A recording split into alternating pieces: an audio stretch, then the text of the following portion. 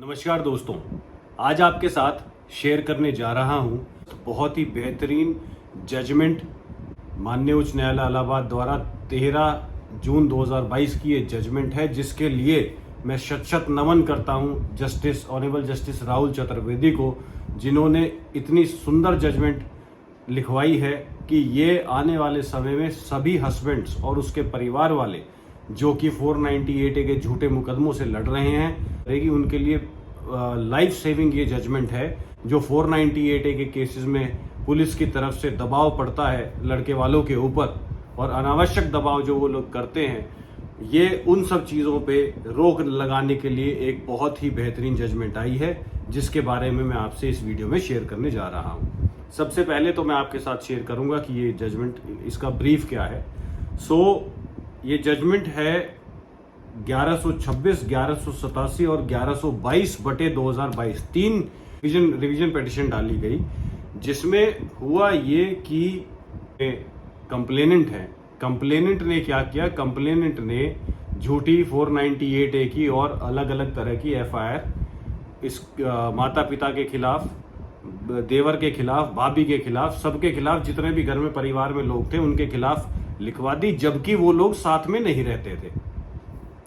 जब कोर्ट में मैटर पहुंचा, कोर्ट में जिस टाइम समन्स पहुंचे, तो इन्होंने जो है डिस्चार्ज एप्लीकेशन के लगाई, जिसमें डिस्चार्ज एप्लीकेशन जो कि इनकी खारिज कर दी गई कि भाई आप लोग ट्रायल फेस करें। उसके अगेंस्ट ये हाई कोर्ट में रिवीजन में गए, जहां पर रिवीजन में 3 रिवीजन पिटीशन डाली गई, क्योंकि तीनों एक ही परिवार के सदस्य हैं। श्री मुकेश बंसल, मंजू बंसल और साहिब बंसल बनाम उत्तर प्रदेश सरकार व अन्य, ये जजमेंट का नाम है, इसका केस का नाम है।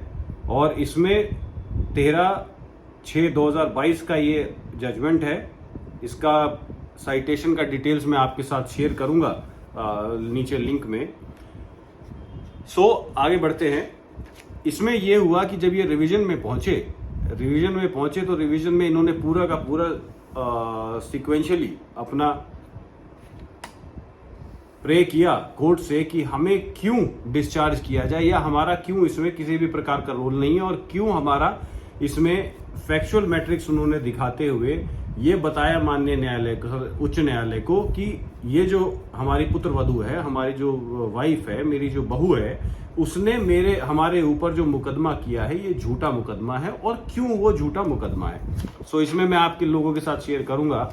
इसमें जो धाराएं थी FIR में, वो 498A, 504, 506, 307, 120B, 3/4 डाउरी प्रोविजन की थी, और ये पिलखवा हापुड़ की में FIR ये रजिस्टर हुई थी। इसमें हुआ क्या कि जब ये लोग वहां पर पहुंचे और उन्होंने अपनी फैक्चुअल मैट्रिक्स रखी, तो इसमें जो माननीय उच्च न्यायालय ने ऑनरेबल जस्टिस राहुल चतुर्वेदी की जो उन्होंने नोटिस किया और जो इसमें लिखा, इतनी सुंदर जजमेंट लिखी गई है।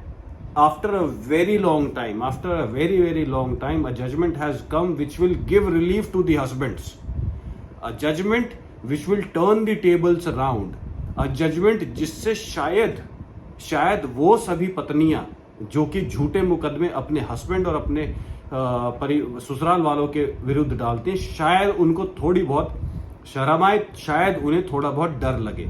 उसका रीजन भी बताऊंगा क्यों ऐसा होगा। क्योंकि इस जजमेंट के अनुसार अब FIR के बाद, जो कि जबरदस्ती पुलिस वाले कई घंटों थानों में बिठा के रखते हैं, अब वो नहीं कर सकते। इसमें कूलिंग ऑफ पीरियड दिया गया है 2 महीने का। आगे डिटेल में बताऊंगा कि किस तरीके से वो दिया गया है और कैसे आपको इसमें रिलीफ मिलेगा। Reading out specific paragraphs. ये उन्होंने लिखा है कि as per prevailing practice nowadays in this society, mostly in the cases of matrimonial discord, misunderstanding, incompatibility between the married couples result into ever abhorring FIR. Here too, it seems to be a repetition of the same practice. In this instant case, the FIR was lodged by none other than wife Miss Shivangi Bansal herself against her husband as well as her in-laws, blah blah blah. This is specific that a false FIR has been reported, has been filed. Let's talk about allegations which has been leveled by the wife on her husband and in-laws. So there are varied difference in the FIR. There were two FIRs which were filed. One was in Hapur, Pilakwa Hapur, and the another one was in Delhi. So this is regarding the Uttar Pradesh FIR, the FIR which was filed in Pilakwa. So the allegations which were leveled was, first, there are differences wherein somewhere it has been said that 20 lakhs was demanded as dowry. Then it was mentioned that 50 lakh was demanded. मैं इसमें दोस्तों जो चीजें share करने जा रहा हूं उसका कोई स्पेसिफिक रीजन है और वो मैं आपको बताऊंगा कि इनको आपने क्यों ध्यान में रखना है अगर आपके ऊपर कोई एफआईआर है। ये जो एलिगेशंस हैं, इन एलिगेशंस का काउंटर किस तरीके से होगा वो मैं आपके साथ शेयर करूंगा इसी जजमेंट के चलते। एनीवेज, सो जो एलिगेशन लगाया गया कि 20 लाख मांगा, 50 लाख मांगा, ये डाउरी का मांगा गया। उसके बाद फादर इन लॉ के ऊपर और ब्रदर इन लॉ के ऊपर सेक्सुअल फेवर्स मांगे जाने के और छेड़छाड़ के आरोप लगाए गए। प्रेगनेंसी के दौरान हस्बैंड के ऊपर फोर्स्ड रिलेशनशिप बनाने के आरोप लगाए गए, अननेचुरल एंड ओरल रिलेशनशिप बनाने के आरोप लगाए गए, असॉल्ट का आरोप लगाया गया, जिसको माननीय न्यायालय ने अपने वर्ड्स में कुछ इस तरह से वर्णित किया है। The story narrated in the FIR is not only abhorring, full of dirt, filth and venomous accusations where the informant fiercely abused her own husband and in-laws by using all the ways and means in the tone, tenor and texture in the extreme manner. The graphic and vivid descriptions of the incident without any shame or hitch of any sort, which speaks out volume of mental condition and amount of venom and poison in the mind of the informant. She, without mincing any word, rather exaggerating the incident to many folds, had vomited the snide before the court. Interestingly, journal and sweeping allegations have been fastened all against the family for committing sodomy, attempt to rape, illegal abortion, etc. upon all family members with special focus on her husband, Sahib Bansal. सो ये माननीय न्यायालय ने अपने judgement के para number 8 में लिखाया है, जिसमें कि किस तरह से जहर उगला है लड़की ने अपनी एफआईआर में, किस तरह से जहर उगला है उसने अपनी पिटीशन के अंदर, उसका वर्णन उन्होंने किया है। जिसमें आगे बढ़ते हुए माननीय उच्च न्यायालय फिर कहते हैं कि ये जो इन्वेस्टिगेशन हुआ, इस इन्वेस्टिगेशन में पुलिस ने पाया कि जितने भी आरोप लड़की ने लगाए हैं उसमें से ज्यादातर आरोप झूठे हैं। स्पेशली अपने फादर इन लॉ और ब्रदर इन लॉ और मदर इन लॉ के ऊपर जो आरोप लगाए हैं वो गलत हैं, क्योंकि वो तो उसके साथ रहते ही नहीं थे। हस्बैंड के ऊपर जो चार्जेस हैं वो कंटिन्यू करे हैं इन्होंने, और बाकी फादर इन लॉ और मदर इन लॉ के खिलाफ जो थी उसको ड्रॉप कर दिया है, वो उनके अलाउ कर दी थी इसमें।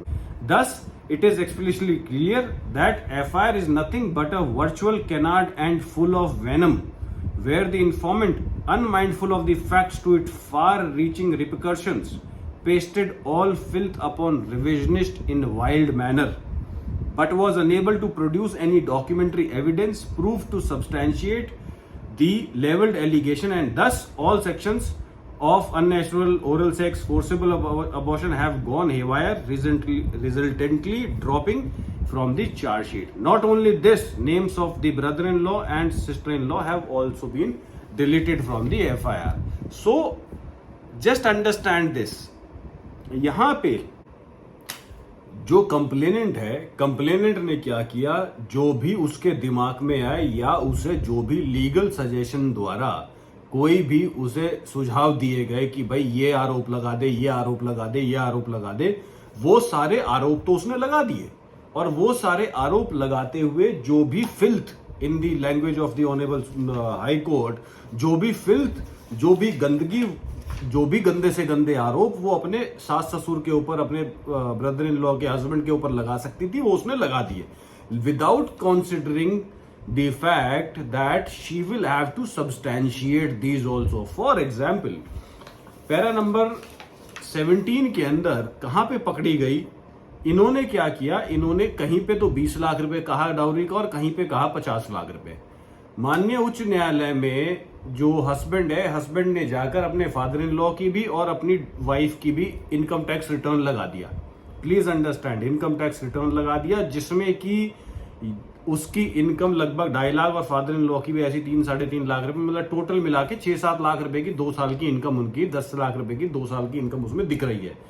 10 लाख रुपए की इनकम देख के माननीय उच्च न्यायालय ये कहते हैं कि भाई ये समझा दो जरा कि जो तुम 2 करोड़ रुपया कह रहे हो, कहीं पे 20 लाख कहीं पे 50 लाख और 2 करोड़ रुपया शादी में खर्च किया है, ये कहां से खर्च कर दिया? Where is your net worth to spend that kind of money? So there lie is nailed there. Similarly, when we talk about the other allegations, in one of the similar document somewhere, she has stated that मैं अपने husband के साथ नहीं रहना चाहती, मेरे साथ कोई मारपीट नहीं हुई, बस मैं इसके साथ नहीं रहूंगी अब किसी भी तरह से। ऐसी स्टेटमेंट रिकॉर्ड पर है, जिसको जब कंपेयर किया गया अपनी एफआईआर से, जिसमें यह कहा गया कि भाई मेरा मुंह कमोड में डाल दिया, जिसमें यह कहा गया कि मेरे साथ ये किया गया, मेरे साथ वो किया गया, मारपीट की गई, फलाना ढिमकाना सब किया गया, तो उसमें कहा गया कि एक तरफ तो आप कह रहे हैं कि मैं रहना नहीं चाहती और मेरे साथ किसी प्रकार की कोई हाथापाई नहीं हुई है, और एक तरफ आप इस तरह के झूठे आरोप लगा रही हैं, तो आप खुद ही अपनी बातों को कॉन्ट्राडिक्ट कर रही हैं। ये जो जजमेंट है किस तरह से उन सारे हस्बैंड्स के लिए जो झूठे केस लड़ रहे हैं अपनी धर्मपत्नी से, जिन्होंने 498A के केसेस फाइल किए हुए हैं या करने वाली हैं, कि काम आएगा। इसमें 2 चीजें कोर्ट ने हाईलाइट की हैं। सबसे पहले और सबसे आवश्यक तो ये कि कोर्ट ने किया है, अधिवक्ताओं को ये सजेस्ट किया है कि अगर कोई भी आपके पास कंप्लेनेंट आती है, सो उसके मैटर को आप 498A के नजरिए से ही देखें, और केवल अगर आवश्यक हो तभी आप उसमें वो सेक्शंस सजेस्ट करेंगे जो सेक्शंस जो उसके साथ एक्चुअली में हुआ हो। बिना वजह उसको टूल देने की आवश्यकता नहीं है। आप लोगों का एक बहुत ही नोबल प्रोफेशन है, उसे नोबल प्रोफेशन की तरह यूज करें, मिसगाइड ना करें, अब कोर्ट की मदद करें। बिना मतलब झूठी एफआईआर में झूठे सेक्शंस ना लिखवाएं। ऐसा माननीय सर्वोच्च न्यायालय ने Preeti Gupta versus state of Jharkhand 2010 की जजमेंट है, जिसमें ये गाइडलाइंस लिखी गई थी, उसका रेफरेंस देते हुए लिखा है। I would like to read the paragraph, para number 30, which says, yet coming to another aspect of the issue which is disturbing and mind-blogging to the court.